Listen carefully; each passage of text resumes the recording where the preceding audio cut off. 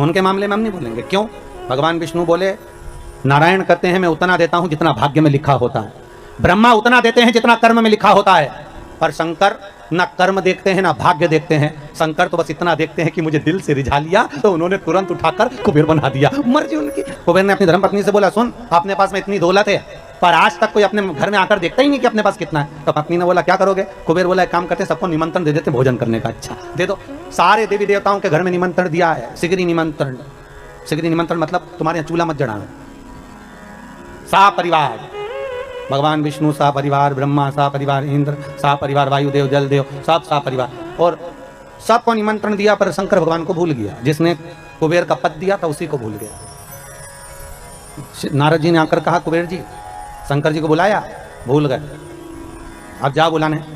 शंकर जी आ जाएंगे, अब जाएंगे तो जाओ जाओ, बोलो निमंत्रण तो दो। दौड़ कर गया, हर हर महादेव। शिव जी ने पूछा, क्या बात है कुबेर? कुबेर बोले, महाराज जी हम सबको निमंत्रण दिया है थे, तुम्हें भूल गए थे। फिर नारद जी ने कहा, तब हम आए। अब बताओ, किसी को निमंत्रण देने जाओ तो ऐसा बोलना चाहिए? अगर भूल गए थे तो ये बोलना ही नहीं चाहिए कि भूल गए थे। ये बोलना था कि परिवार के लोग, घर के लोग, इसलिए अपने घर वालों को बाद में भी निमंत्रण दिया जा सकता है, पर महाराज जी ने याद दिलाई इसलिए हम कहने आ गए। अब बुरा लगेगा कि नहीं लगेगा? अरे बोलो तो, वो तो शंकर जी थे। पांडे तारा की माता होती तो पहले कहते थे, हमको तो बहुत बुरा लगा भैया, बताओ इतनी बाद में बुलाया हमको। अरे बुरा लगेगा कि नहीं लगेगा? अगर कोई तुमसे कहे कि हम तो बस भूल गए थे और तुमको बाद में बुलाने के लिए आ गए, अच्छा नहीं लगेगा। शंकर भगवान ने कहा, क्या चाहते हो? आप हमारे यहाँ भोजन करने आओ। शंकर जी बोले, देखो ये जो बड़ी बड़ी पार्टियां होती ना, इसमें मैं नहीं जाता हो।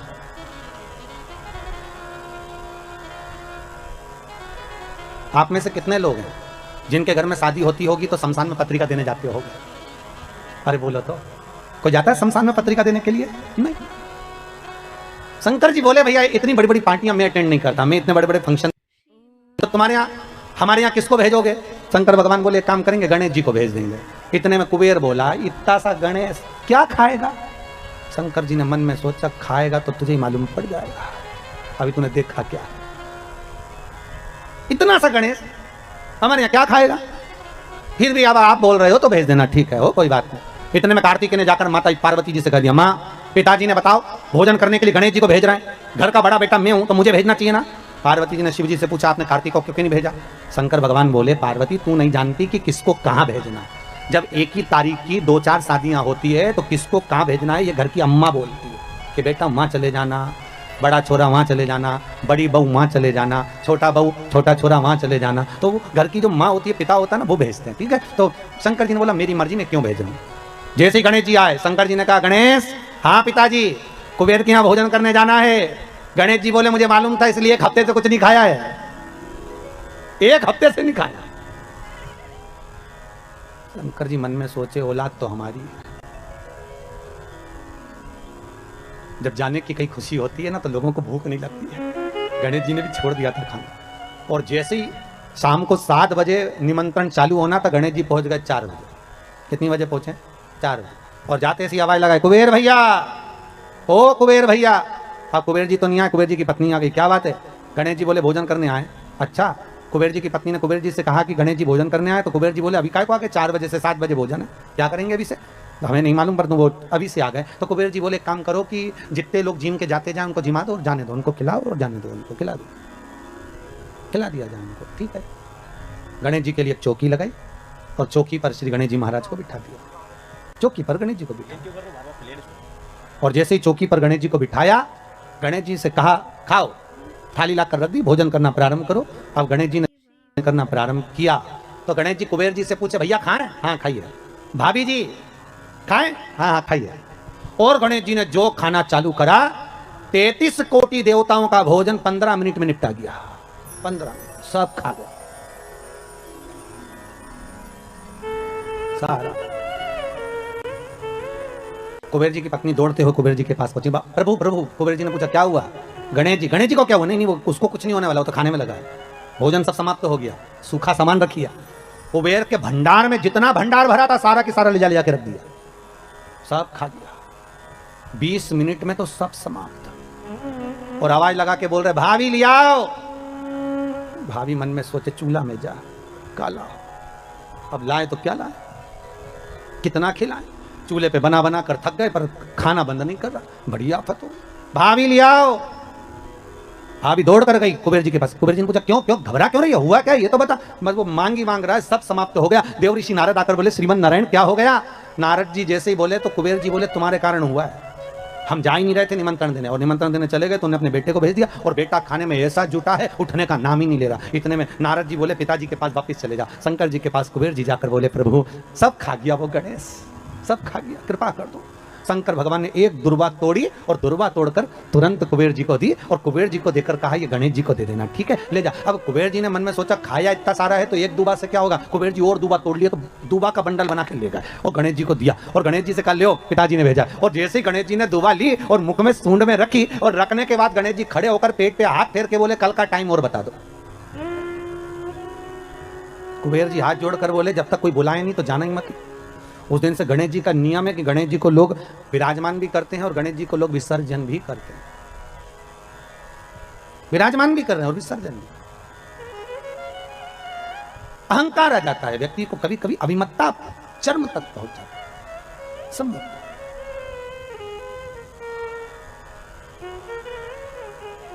शिव कह रहे हैं मैंने लक्ष्मी से ये नहीं कहा कि तुम मुझे ये दो। भगवान शंकर कह रहे हैं नारायण मैंने आपसे भी नहीं कहा कि मुझे कोई वस्तु प्रदान करो, पर अगर लक्ष्मी जी को जल भी चढ़ाना था तो अपने ही घर का चढ़ा देती तो आज मुझे प्रसन्नता का भाव हो जाता। प्रसन्नता का भाव।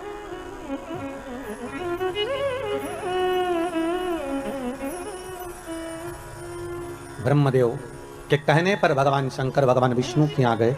भगवान विष्णु ने आदर सत्कार करा। भगवान शंकर से पूछा भोलेनाथ कैसे आना हुआ है। शिव जी कहते हैं नारायण आने का कारण केवल इतना सा है कि संसार सागर में जब मनुष्य का जन्म होगा, मानव शरीर जब मिलेगा, उस मानव शरीर को अगर मान लो उसने भजन किया ना किया, उसने कीर्तन किया ना किया, उसने मंत्र जाप किया ना किया, उसने स्मरण किया ना किया, तो ऐसा कुछ करा जाए कि उस मनुष्य शरीर से आप रूप ही भगवत का भजन हो जाए, शिव नाम का स्मरण हो जाए, भगवान की भक्ति का प्रतिबिंब स्फुटित हो जाए, कुछ ऐसा किया जाए।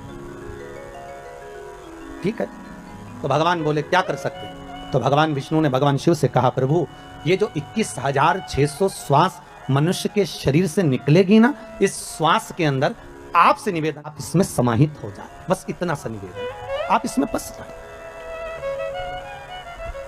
आप इसमें समा जाए। बहुत ध्यान देना, जब तक श्वास है तब तक शरीर है। जैसे ही श्वास समाप्त हो गई शरीर नहीं रहेगा, शव बन जाएगा। क्या बन गया? शव। शरीर समाप्त।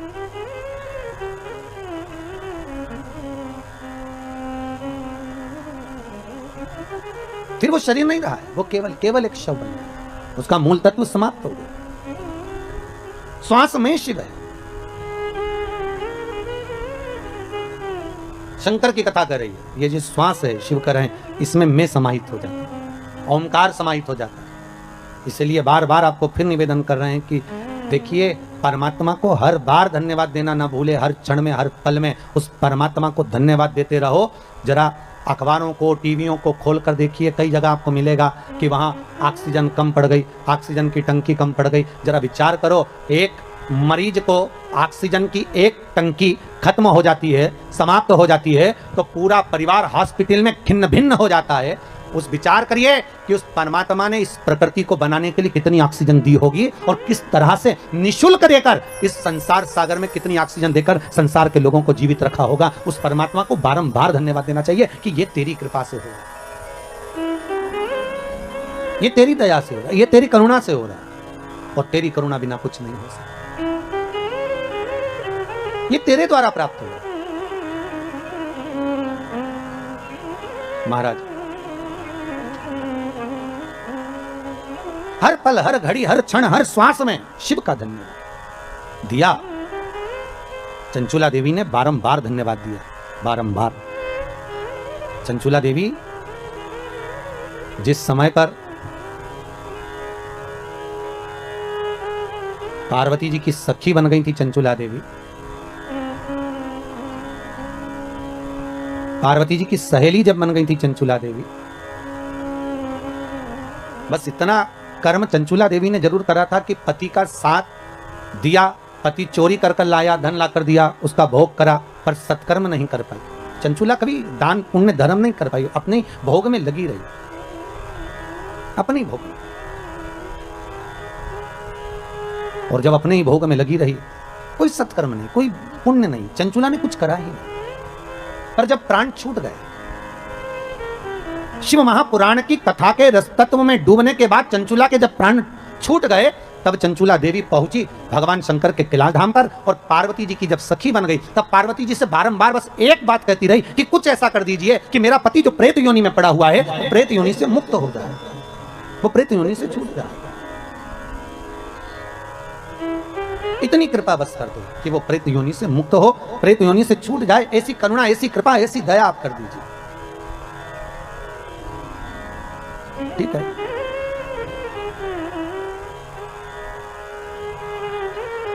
माता पार्वती जी ने चंचुला देवी से कहा था कि तुम जाओ और जाकर देवऋषि नारद से कहो कि हमको हमारे पति के मोक्ष हेतु, उद्धार हेतु शिव महापुराण की कथा श्रवण करा दो, शंकर की कथा।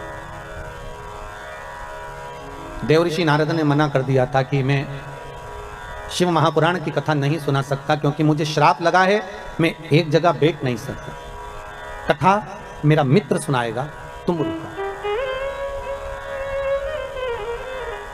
आप लोग यदि कभी साउथ में गए हो, दक्षिण में, तो दरवाजे पर, शंकर जी के मंदिर के दरवाजे पर 2 मूर्ति आपको नजर आएगी, एक देवऋषि नारद की, एक तुमरुका जी की। जैसे देवऋषि नारद के हाथ में करताल है, वीणा है, उसी तरह तुमरुका जी के भी हाथ में करताल है, वीणा है।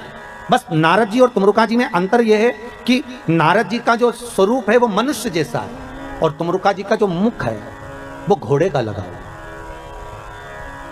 कभी कभी आपने ऐसा मुंह देखा होगा, ऐसा शरीर देखा होगा कि हाथ में करताल है, वीणा है और मुख घोड़े का लगा हुआ, घोड़े का, वो तुमरुका जी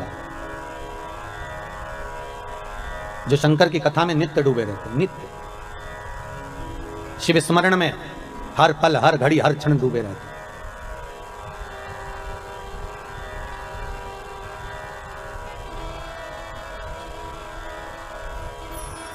तुमरुका जी से निवेदन करा पार्वती माता चंचुला देवी ने कि आप शिव महापुराण की कथा सुना दो। ठीक है, हम सुना देते हैं, पर बात केवल इतनी सी है कि आप हो वेदव्य, और शिव महापुराण की कथा का जजमान जो होना चाहिए वो अखंड सौभाग्यवती नारी अपने पति के साथ बैठकर शिव महापुराण की पूजन करे, बस इतना ही तो चाहिए। तो चंचुला देवी के मुख से निकल गया, तुमरुका जी ये बताओ, क्या कोई वेदव्य नारी शिव महापुराण की कथा नहीं करवा सकती क्या? क्यों नहीं करवा सकती? करवा सकती, बस करना एक पड़ेगा। क्या? कि जिस समय शंकर की पूजन हो, शिव महापुराण विराजमान हो, शंकर का अनुमोदन हो, उस समय पर जोड़े की जरूरत पड़ेगी। तो वेदव्य नारी भगवान शंकर से यह प्रार्थना करे कि मैं शिव की कथा को जब सुन लूं तो भोलेनाथ ऐसी कृपा करना कि मेरे प्राण अगर जाएं तो पति के लोक में जाएं, और आने वाले समय में मैं कभी वेदव्य ना हूं, अखंड सौभाग्य लेकर जाऊं, ऐसी कृपा करना, अखंड सौभाग्य लेकर। आज हिंदू धर्म में चैत्र के महीने की ये सिंधारा दूज है। आज नवरात्रि की, चैत्री नवरात्रि में जो दूज होती है, इसको सिंधारा दूज कहते हैं। कौन सी दूज कहते हैं? जम के बोलिए। सिंधारा दूज। सिंधारा दूज का मतलब ये होता है कि कल है तीज, जिसको हमारे यहाँ गणगौर तीज कहते हैं। शंकर और पार्वती 16 दिन तक तैयार हुए थे, और तैयार होने के बाद शिव और पार्वती शिव महापुराण के यजमान बनकर जा रहे थे। तो कल का दिन है वो, कौन सा दिन है? कल का गणगौर तीज का दिन, कल का दिन। चैत्र के महीने में जो शुक्ल पक्ष की तीज आती है, वो चैत्री नवरात्रि में जो तीज की तिथि होती है, उस दिन शंकर और पार्वती शिव महापुराण के यजमान बनकर कथा सुनने के लिए गए थे। 16 दिन तक पार्वती और शंकर का श्रृंगार होता है, उसमें से आज का दिन सिंधारा दूज का होता है। क्यों सिंधारा दूज कहते हैं? सिंधारा दूज का मतलब क्या है? क्यों हिंदू धर्म में सिंधारा दूज मनाई जाती है? किस लिए? आज पूरे भारत की भूमि पर कई माताएं हाथ में मेहंदियां लगाती हैं, चूड़ियां पहनती हैं, सुंदर चुनरी पहनती हैं, माँ ब्रह्मचारिणी का पूजन करती हैं, माता का आराधना करती हैं। सिंधारा दूज, उसका कारण केवल इतना सा है, सिंधारा दूज का मतलब यह होता है कि चंचुला देवी जब 14 दिन तक शंकर और पार्वती अपने गुफा में से बाहर नहीं निकले शिव महापुराण के यजमान बनने के लिए, तब माता चंचुला देवी ने हाथ जोड़कर मां जगतजननी जगदम्बा को सुंदर वस्त्र, सुंदर चूड़ियां, सुंदर आभूषण माता के चरणों में ले जाकर समर्पित करे थे, और कहा, मां इन चूड़ियों को जो मैं दे रही हूं, ये लाल चूड़ी, ये लाल श्रृंगार, ये लाल वस्त्र, जो लाल चूनर जो मैं प्रदान कर रही हूं, मां बस ऐसी कृपा कर दे कि तू इन चूनर को धारण करे और मेरा भी सौभाग्य, मेरा भी सुहाग अमर कर दे। बस इतनी कृपा मेरे ऊपर कर दे। वो सिंधारा दूज का महत्व है, वो सिंधारा दूज का महत्व।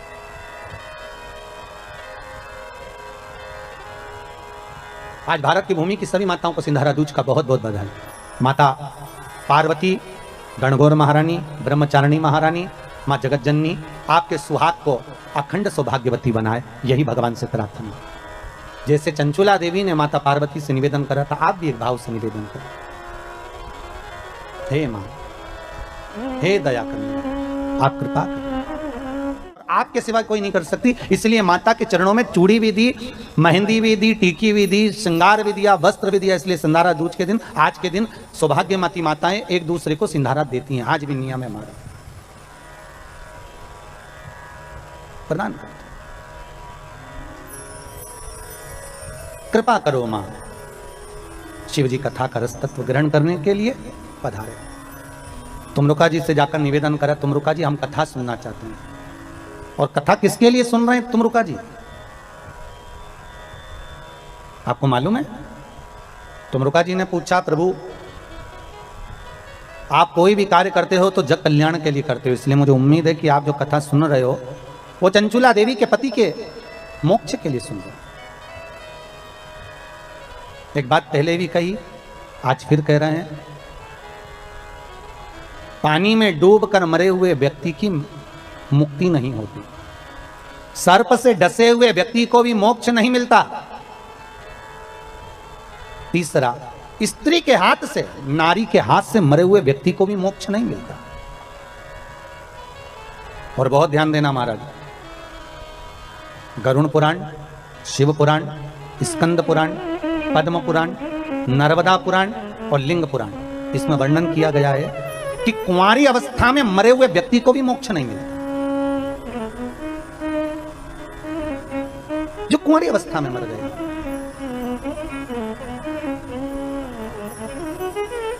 बहुत ध्यान देने वाली कथा है, बहुत ध्यान देने।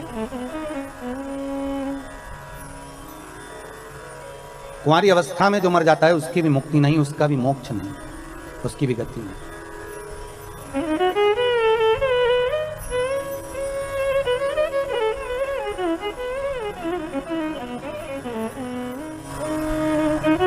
पर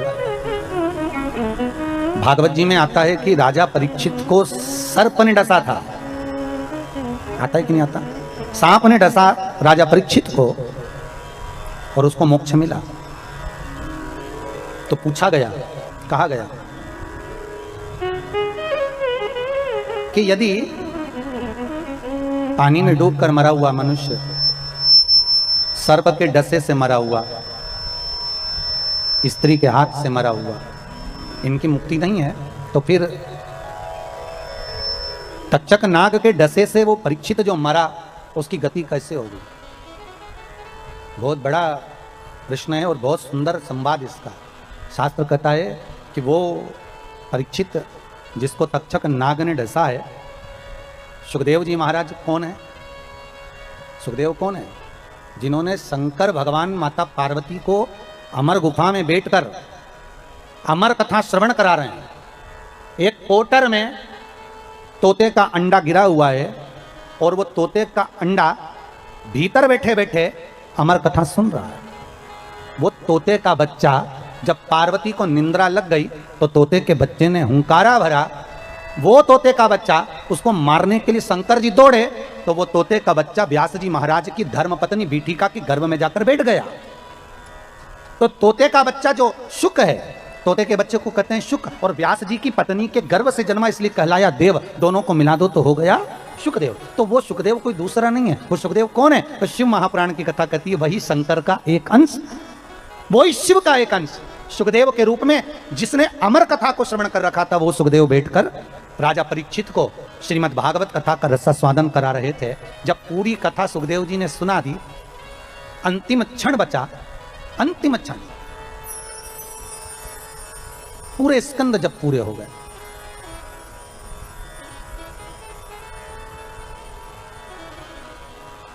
श्रीमद् भागवत के जब 18,000 श्लोक पूर्ण हो गए, अंतिम क्षण में राजा को कह दिया सुखदेव जी महाराज ने कि अब सांप आने वाला है, तुझे डसेगा, 7 दिन पूरे हो रहे हैं, जल्दी से गंगा जल से मुझे तिलक कर दो, गंगा रेती का दान कर दो, मैं चले जाऊं।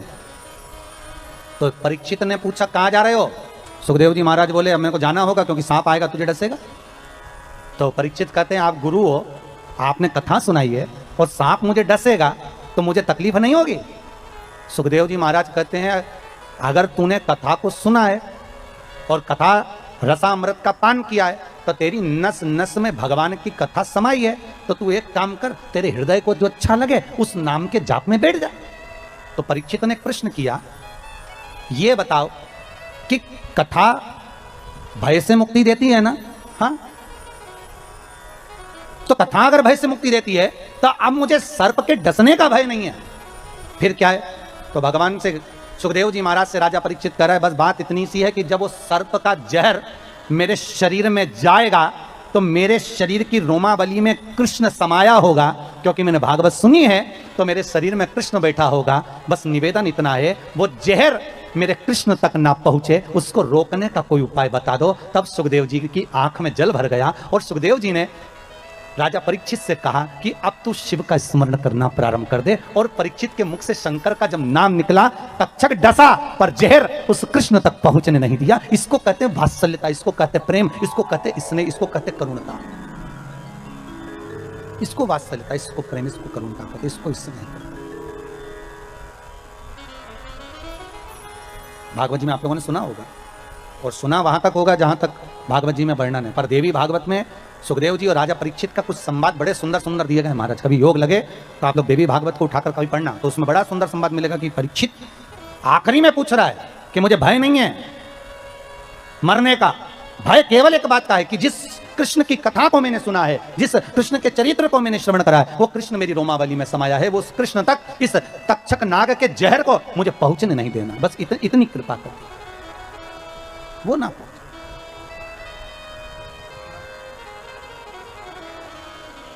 ये दया, ये करुणा आप कर दो। शिव महापुराण की कथा कहती है 3 तरह से मरे हुए व्यक्ति को मोक्ष नहीं। सर्प का डसा, पानी में डूबा, स्त्री के हाथ से मरा, और गरुड़ पुराण में एक और बात लिखी है, कुंवारी अवस्था में मरा हुआ।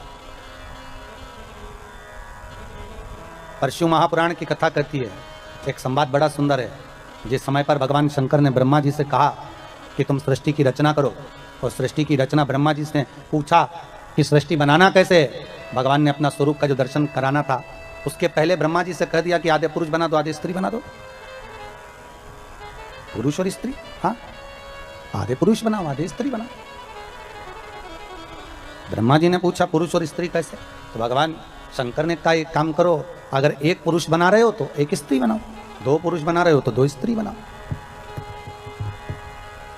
अगर 2 पुरुष हैं तो 2 स्त्री, 1 पुरुष है तो 1 स्त्री बनाओ, ठीक है। आधे आधे दोनों को